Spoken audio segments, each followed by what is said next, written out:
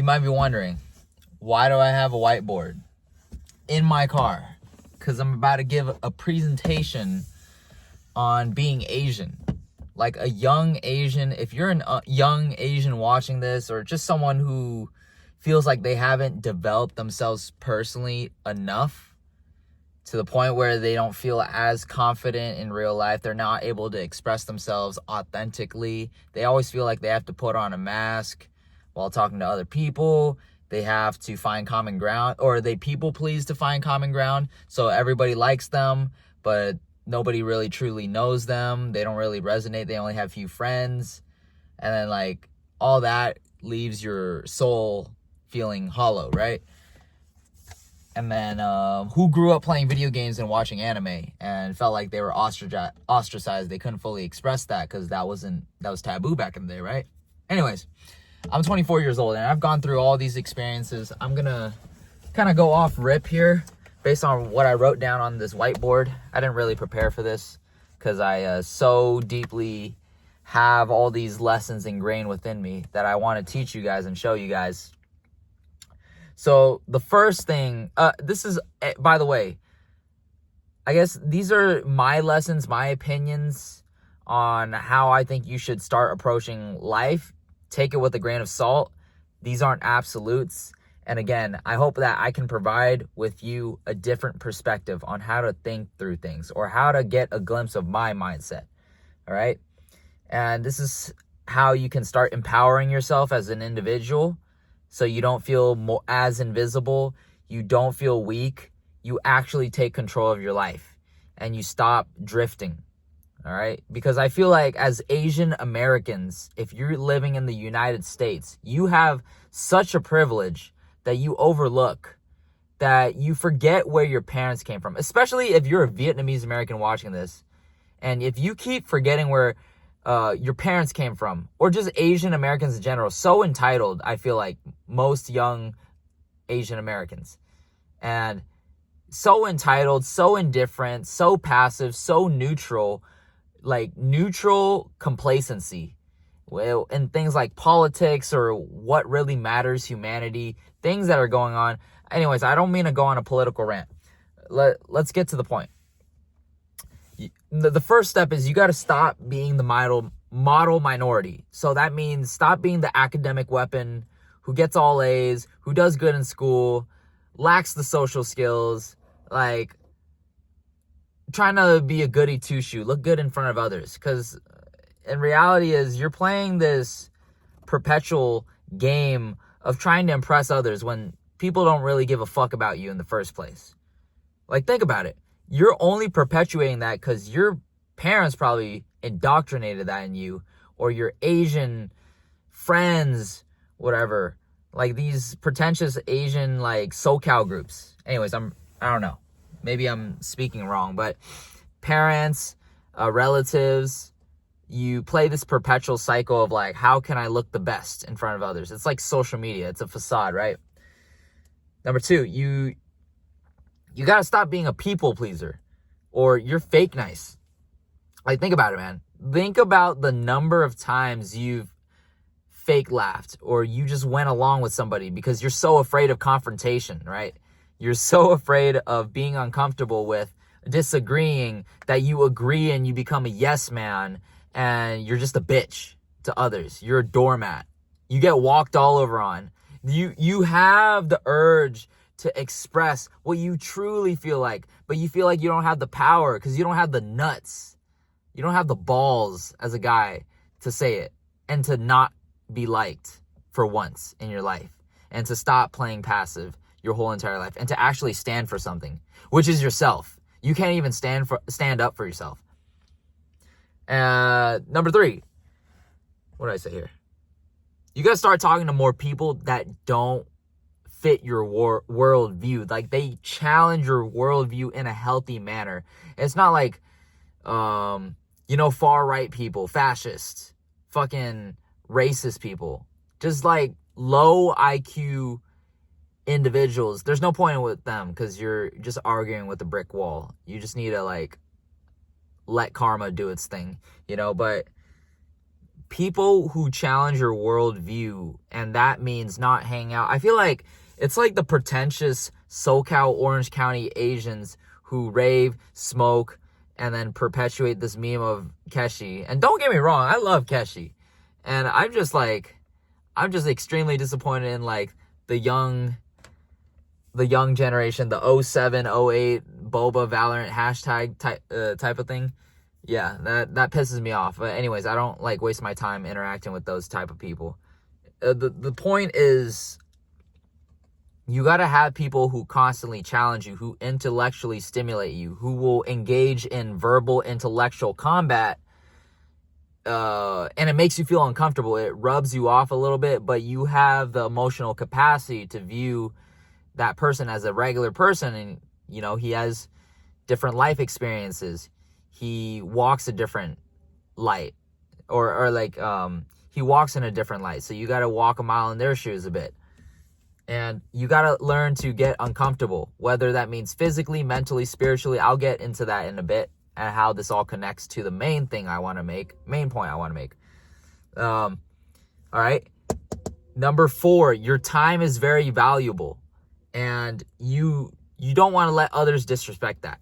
I've been a victim of like asking friends to hang out. We hang out at a certain day, and I'm like really excited to hang out with my friends. Like, even though I don't show it, I've learned to, like, I've been indoctrinated by society not to show it. But, like, even nowadays, like, I get excited to hang out with people who I haven't hung out in a long time, or just people I genuinely enjoy being around. And then they cancel on me. They flake on me last minute. And it gets super annoying, and it pisses me the fuck off. And sometimes I call them out on that shit. Because, one, your time is the most valuable currency you'll ever have, other than attention nowadays in social media. But it's like you're wasting your time. You're imagine building up to all this time, like looking forward to hanging out with your friends, and they flake because they think it's okay to flake last minute. Take that shit seriously. Call them the fuck out. And if they keep doing that shit, stop hanging out with them, or hang out with them less and less, simply. Because they're just wasting your time to disrespecting it. They don't know, they're not considering the fact that you could be driving like 40 minutes away, 90 minutes away, just to go hang out with them. And yeah, so if you're in that position, maybe communicate with them, or they just probably don't give a fuck about you. Number 5, it's okay to not feel relatable. So in the beginning I said, like, you know, it's okay if you watch anime and you play video games. I think that's totally fine. But as long as you're not using it as a way to cope for your shortcomings, to escape from reality, to kind of like live through other characters. Like, it's so fucking stupid now that I think about it. Like, you got these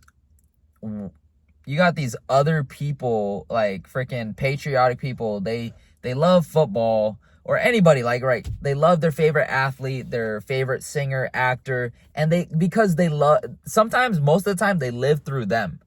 And it's so fucking strange. Same thing with, like, fucking Asians, like, anime profile pictures, the amount of anime profile pictures, because of I feel like I might be projecting, but the lack of self-esteem they have within their facial, and it's completely fine. Like, there's things you can't control, and that's okay.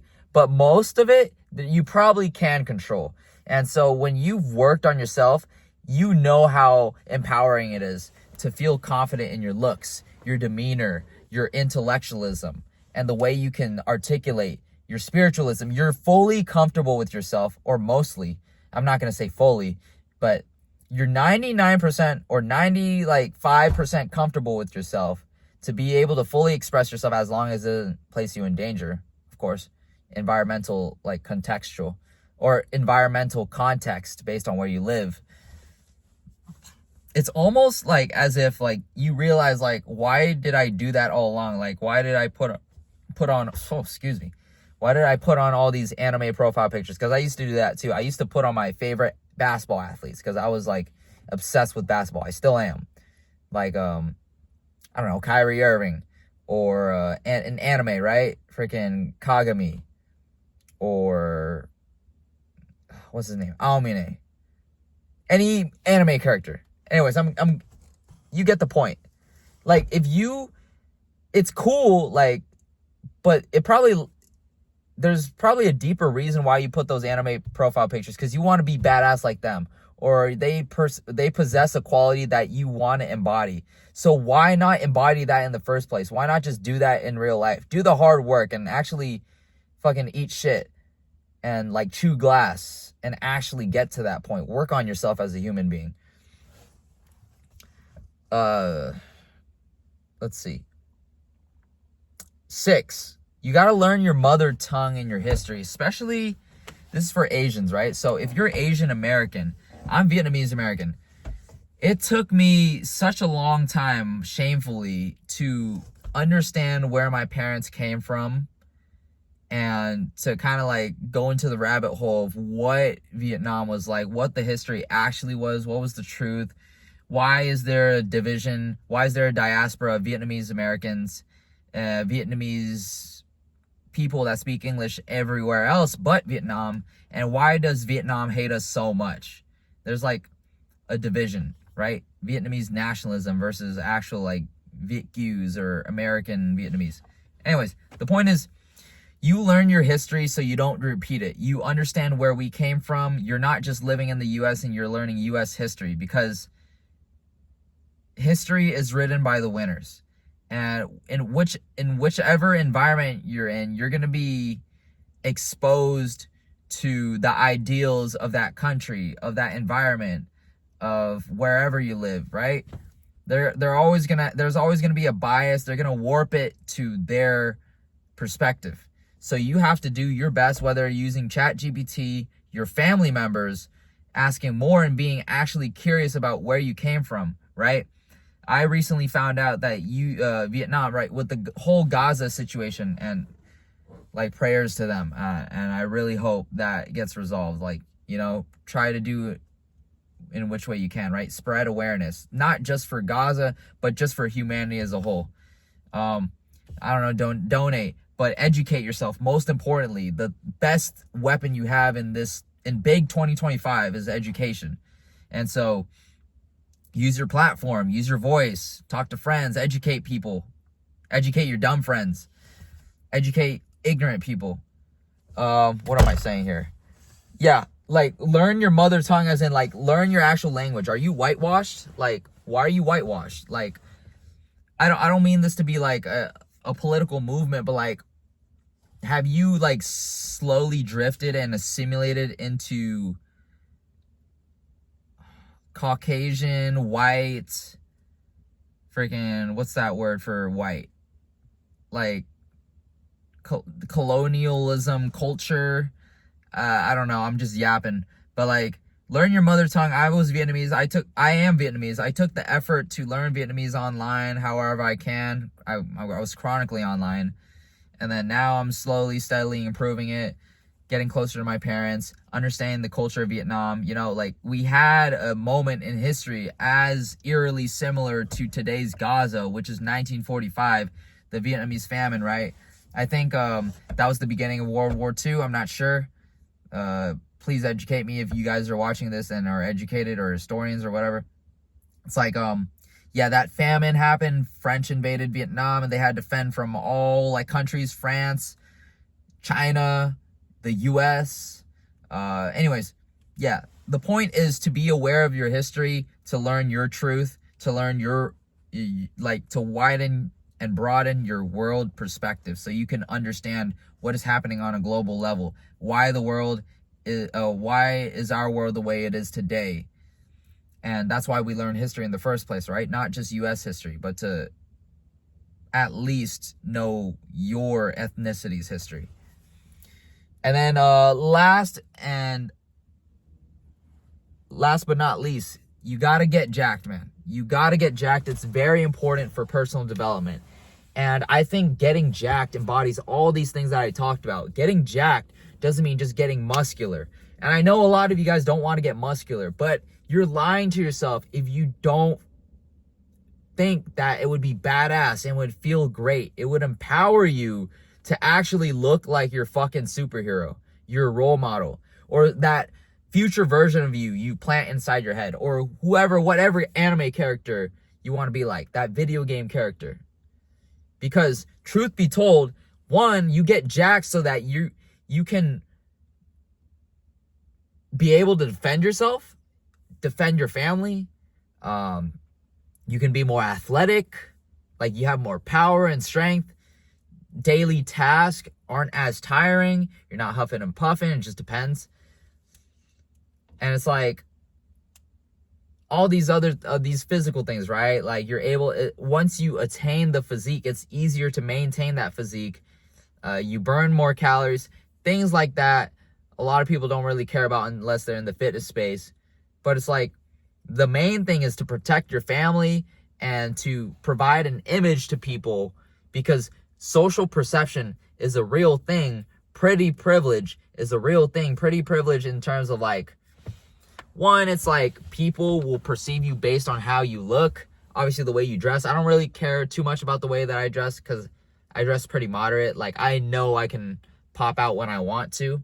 But it's like the physique shows the amount of discipline, the amount of hard work, consistency, the amount of belief. Like, there's a general and mutual understanding. There's a reason why there's a certain amount of respect for people with great physiques. One to one. Like, you kind of just understand one another, right? It doesn't have to be about the physique. You can kind of extrapolate this information and like talk to someone who's played League before, or talk to someone who's like gamed or been in your situation in something. And it's just like there's a mutual understanding. So there's a mutual understanding in fitness because you know that you've done it for yourself. You're actually getting jacked for yourself. You're getting consistent. You're getting disciplined. You're reforging your mindset. With my coaching, I say like, I like to go through a rebirth. I went through a rebirth. Like I played Mabinogi. It was a mechanism. It was a system called the rebirth, where it allowed you to reset to level 1, no matter what level you were. And it allows you to level up infinitely and scale infinitely, upgrade your skills. That's what we're doing. We're upgrading our real life skills. We're upgrading our intellectualism, our spiritualism, our physicality, our physique, the way we talk to others, the way we navigate social settings, a lot of things like that. And I just hope this video helps somebody out in their young 20s, high school. This message is for everybody. I feel like Asians are just like, Asian Americans are just so passive. We're so fucking neutral in everything. And I've never seen any Asian American close to me that, I don't want to say is on my level, because see, come on, that's fucking selfish.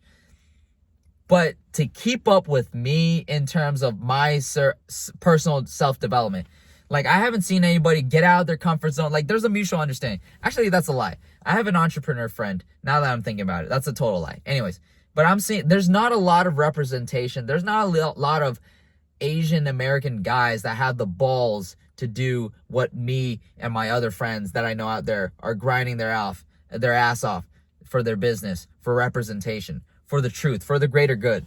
I'm mainly doing it for the greater good. Hopefully, I continue to do that way, but build a business that will allow me to continue the greater good. There's other Asian Americans who are trying to stay out the way and just focus on getting a good income so they can support their own family. That's cool and all, but like, stand up for other people. Obviously, if it's not your own race, that's okay. Stand up for your local community. Stand up for your family. Stand up for your own ethnicity. Take some pride in it. And I get it if you've come from a story where you grew up resenting it, and which I did too. I resented being not Vietnamese. I just resented my parents. Like, I soon grew to be proud of my ethnicity, to actually understand where my family actually came from, the struggle, the diaspora of being Vietnamese, right? And it's just like such a fucked up worldview. Like a lot of Vietnamese people over in Vietnam fucking hate us for no reason. And it's just like some bullshit. But anyways, I apologize if I cuss a lot. It's just passion coming out. And I just want to be genuine. And if my genuineness throws you off, then I don't know what to tell you.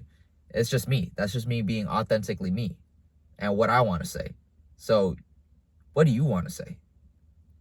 Anyways, I hope this video helped some of you guys out there. Even if one person watches it, I'm not really expecting this video to blow up either way, but yeah. Yeah, till next time. I'll see you guys later.